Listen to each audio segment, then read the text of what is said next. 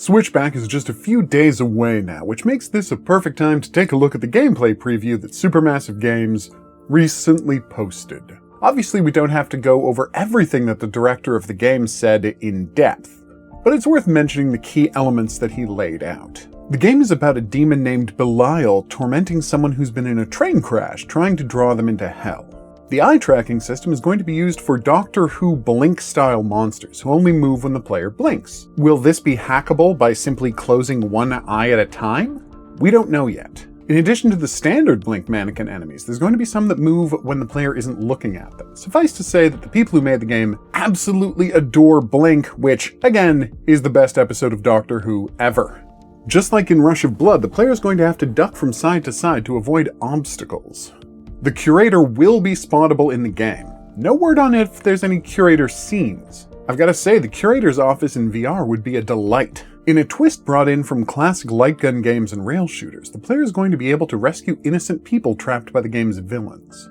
I frequently say that Rush of Blood is the best rail shooter ever made, and I stand by that, but this is an element that I sorely missed when playing that game. Most of Rush of Blood's arsenal is confirmed to be returning, as we've seen pistols, machine pistols, shotguns, and revolvers.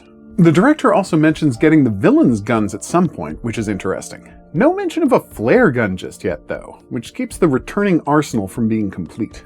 Apparently there's going to be a grenade launcher, though, so that should be fun. In a neat feature, it seems that different weapons will require different amounts of pressure on the trigger to operate, and have different levels of rumble when fired. Will that add to the realism, or simply get old super fast? Just like in Rush of Blood, there will be multiple paths through each level, which raises the question, will getting to places where people need to be rescued be avoidable, or will the level simply split off into optional tracks and then merge back together for key sequences? I suspect the second option is more likely. The game's plot apparently revolves around a near-death experience. The player's on a train to New York planning to meet their sister, when it crashes and they wind up in a tunnel with a light at the end of it, which turns out to be a train. Then a demon tries to drag them and presumably everyone else on the train to hell. The video hints that we're going to be checking in on the train between shooting levels. Will we wind up with near-instant outcomes for the other characters, and whether the player saves people in the level determines whether they're rescued or die in the train sequences? Apparently there's also going to be a UV lamp in the game, which is demonstrated revealing weak points for the player to shoot. Will it also drive off vampires in House of Ashes? One has to assume so. Okay, that's all of the key points mentioned in the video. Now it's time for some observations and predictions. The first is pretty clear. I think the game is going to be presenting the game-themed levels in the same order as the games they were based on were released. Not only is it appropriate, but in the preview video, we're shown successively less of each level in the game. Most of the footage we see comes from the Medan level. There's plenty of shots of Little Hope, but just a few cuts from House of Ashes, and barely any from The Devil in Me. I'm assuming that the people editing the video are trying to preserve as many reveals as possible for the player, and so the focus is mostly on early game content. On the train, we get a look at some of the other passengers that we'll have to rescue during the roller coaster sequences. As you can see, we've got a bunch of the classic supermassive models. Mark and Fliss, and the reporter from Hidden Agenda, are all clearly visible. Walking down the aisle is Taylor, who of course doubles as the game's villain and cover character, Belial. Note that she's reading from a book while walking on a train. Super weird thing to be doing. Is it not random chance that has this character transforming into a demon? Was she already a monster and the cause of the crash? I mean, just look at these tattoos, and the fact that she's reading an ancient tome. Are we watching a spell being cast right in front of us? We've already seen footage of it, but it's great to see the two-headed monster here in the sequel to Rush of Blood, since that game is where he made his first appearance, albeit in skeletal form. The level seems to be filled with zombie heads to shoot, as well as pentagram targets. I'm going to have to assume that, like in Rush of Blood, the levels are going to be scored, and leaderboards will be included, which is always a good way to motivate people to shoot absolutely everything in a level.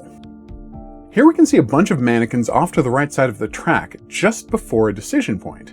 And then, when the player turns right, it turns out to lead to a mannequin-filled Don't Blink room. Will the game always warn players about mannequin areas before they happen? Or is this just a tutorial thing? This so-called meat tube full of zombies reaching out for the player could be a clip from a later, more explicitly hell-themed level. Or it could just be one of the strange places that the player could find in the Medan level, which is suggested by the appearance of the two-headed beast in it. It's so exciting to see this bit of the alien spaceship featured. This is probably the location I'm most excited to explore in the game. This curator appearance in the front of a wall of books almost suggests that we'll actually get a level set within his repository. Although that could just be the visual similarities between his home and the Dumet Hotel, as will be discussed in an upcoming video. It's neat seeing the crashed train sticking out of the river in the Little Hope level. It reminds me of the fractured realities that were so central to making the level design of Rush of Blood memorable. Here's the diner from Little Hope, and we've also seen the house and bus crash. Is there any chance we're going to get to witness the House of Ashes flashback crash from a first-person perspective? It's too far away for us to make out any firm details, but is that the Clarice vampire dropping down onto the track here? Will the Taylor model be doing double villain duty in the game? More importantly, are we going to see all of the game's iconic monsters? We've already seen the two-headed beast and the cover girl. What about Demon Olsen? Will the characters' various demons from Little Hope be featured, even though we haven't seen any of them yet?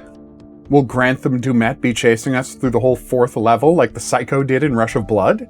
Here's one of the possible victim-saving scenes, in which Puritans are planning to burn someone alive. The director says that saving them won't be as simple as shooting them free, so a puzzle element might be featured. Here it looks like we're just supposed to shoot the people with torches before they set the person on fire, but maybe it's actually more complicated than that.